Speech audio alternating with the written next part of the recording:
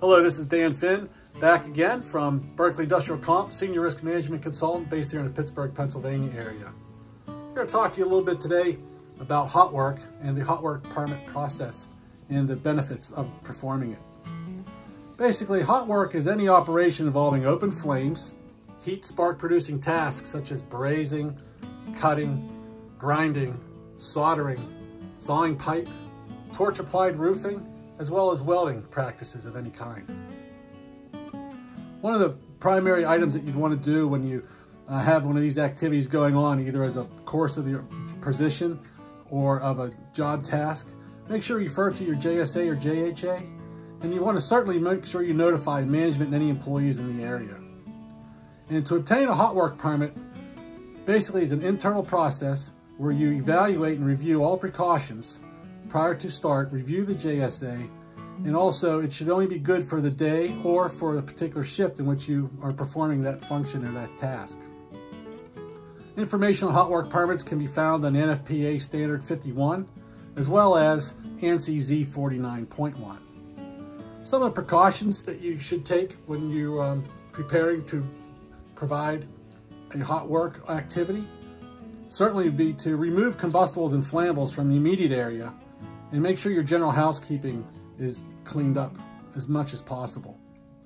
You want to make sure you cover any planking, scaffolds, forms, and use fire-resistant blankets if you cannot move any of those items, and say for wood planking and scaffolding or any type of form work where embers or sparks could ignite those combustible materials.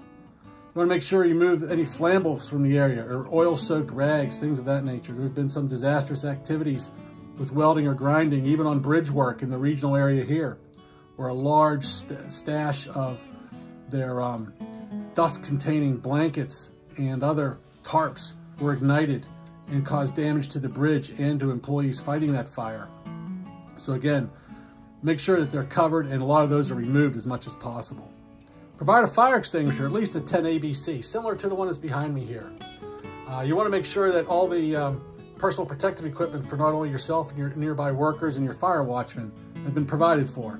That would be face shields, welding goggles, face masks, the works, that sort of thing.